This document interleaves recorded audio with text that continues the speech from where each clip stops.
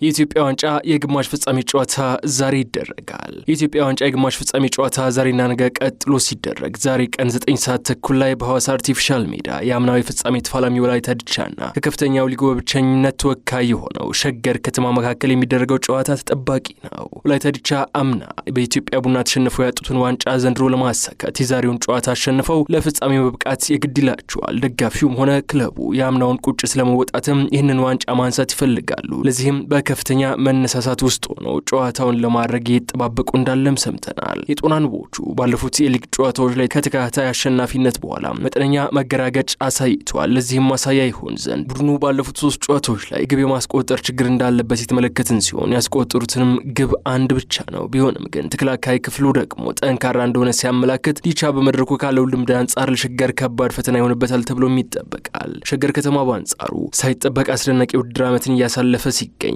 2018 የኢትዮጵያ ፕሪሚየር ሊግ ተሳታፊ መሆኑን አረጋግጦ እንደ አንድ የፕሪሚየር ሊግ አባል በመሆን የዛሬውን ጨዋታ በማድረጉ እንዲሁም ጠንካራዎቹን ባህር ዳር ከተማና ኢትዮጵያ ንግድ ባንክን ከውድድሩ አስወጥቶ እዚህ በመድረሱ ለወላይታ ዲቻ በቀላሉ እጅ ይሰጣል ተብሎ አይጠበቅም። ሸገር ከተማ ይህንን ጨዋታ አሸንፎ ለፍጻሜ ለመብቃት እንዲሁም ዋንጫውን አሸንፎ ታሪክ ለመስራት በማሰብ ሙሉ ዝግጅት እንዳደረገ የቡድኑ ዋና አሰልጣኝ በሽር አብደላ ከጣቢያችን ጋር በነበራቸው ቆይታ ገልጸዋል። ሸገር ከተማ በኢትዮጵያ ጥሎ ማለፍ ዋንጫ ታሪክ ከፍተኛ ሊጉን በመወከል ግማሽ ፍጻሜውን በመቀላቀል የመጀመሪያው ክለብ በመሆን አዲስ ታሪክ ሲጽፍ ዛሬ ወላይታ ዲቻን አሸንፎ የፍጻሜ ተፋላሚ በመሆን ሌላ አዲስ ታሪክ ይጽፋሉ የሚለውን ጨዋታውን ብዙዎች በጉጉት እንዲጠብቁትን አድርገዋል። ሌላኛው የፍጻሜ ተፋላሚ የሚለየው ጨዋታ ደግሞ በዕለተ ሰንበት ቀን 9 ሰዓት ተኩል ላይ በመቻልና በሲዳማ ቡና መካከል ይደረጋል ሲል አንተነህ ታረቀ ዘግቧል።